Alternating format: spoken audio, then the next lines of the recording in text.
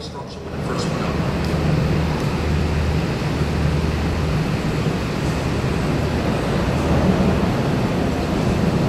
Postmodern, in a style we would call castellated Gothic. It looks like the turret of a Gothic castle.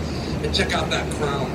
That's a 10-story drum of glass, close to 2,000 lights inside. Later this evening, when you see it illuminated against the dark and wondrous Chicago American night, you will hear Chicagoans calling it the White Castle. Did we give it that nickname because we long for some Game of Thrones the North remembers, medieval age past? No. We call it the White Castle because it makes us hungry for sliders. White Castle hamburgers, the stomach remembers.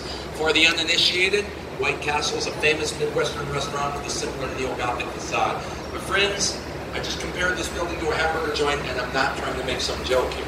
I had a White Castle executive from Columbus, Ohio take my tour. I verified my information.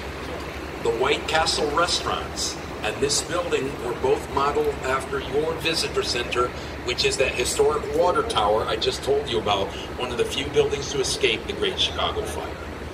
Now, this building on our right didn't get a lot of talk, so to get more attention, they said, let's put ourselves on the map by putting ourselves on the map of the Chicago River. This is the river, that's the building. Say those 3 words with me.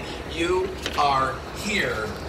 That's the north branch where you saw those little river cottages. So where are we going?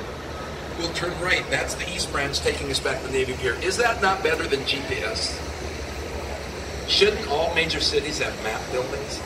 I think that'd be so cool. So the next time I have to rent a car in Atlanta, Georgia, I'll get off of that cloverleaf in under 3 hours next time. Let us gaze upon the sheer face of the Sears Tower one more time. And imagine, my friends, that you are French. Your name is Alain Robert, but the world calls you Spider-Man. Alain Robert, the French daredevil, August 1999, in 2 hours, successfully climbed our Sears Tower. He would then go to my second favorite city, San Francisco, to climb the Golden Gate Bridge, home to Paris, the Eiffel Tower. And 2 years ago, with their permission, he danced on the roof of the Burj Khalifa, Dubai. A philosophical interlude. Let us consider for just a moment the mind of this building climber, Alain Robert. Why would I talk about him in architecture? Well, look at it this way. What is architecture in its simplest definition? The simplest definition of architecture. It is the way that we interact with and define the space we live in. You and I define ourselves to the Sears Tower by saying beauty or function. The daredevil Rivera defines himself in relation to the Sears Tower by saying, aha, I have simply found another obstacle to help me overcome my greatest fear in life, of heights. That's why he's climbing 40 years. He's still trying to get over it. Now let me be clear. I don't want anyone trying to climb any tall buildings. No, no, no. But like Mr. Robert, can you see the universe through new eyes once in a while? I was taught to think that way by a man who always said, universe, while you're riding spaceship Earth. And we are hurtling through space on this spaceship called Earth. This man seemed to be a verb when he took a tetrahedron, expanded it into the geodesic dome you know it as Epcot Center at Disney World. He was an architect, a philosopher, an inventor.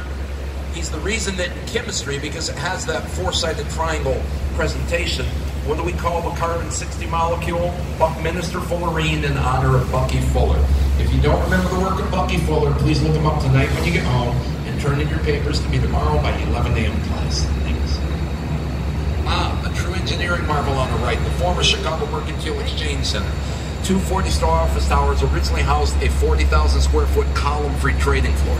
Ceiling struts supported by the Lord Baron wells on either end, but look what they did to increase office space. The top 34 stories are cantilevered out, and then they serrated the corners so they could double the number of corner offices and double the number of people could feel really important. But if I may use my arms for illustration, there's a problem here. The towers are so heavy, weight is going to shift. And if you don't pay attention, this is a very real possibility. Those towers could have tilted in under their own weight. This did not happen because the towers were not built straight. The structural engineering firm Alfred Benesch and Company used a wonderful gift to humanity called mathematics. They calculated that during the building phase, they would pull the floor plates out 1/8 of an inch from ground to midpoint and then reverse the process. Are you with me? They gave the towers a slight bow out of artificial camber. Now, that same weight is bearing down, but instead of the tower tilting in, it just straightens the artificial bend. Boom. It's plumb. It's straight today. That's engineering. Hey, let's go back to, let's do a little more engineering. Look to your left. Look at the rolled steel truss on top of the Boeing building coming up. Ralph Johnson left it exposed. It's a very nice visual rhyme with all the bridges over the river. What's happening here functionally? Remember, this is one of the air rights projects. It's built over the railroad tracks. And the southwest corner away from us, 55 by 150 square feet, 12 floors, overhang the switching yard.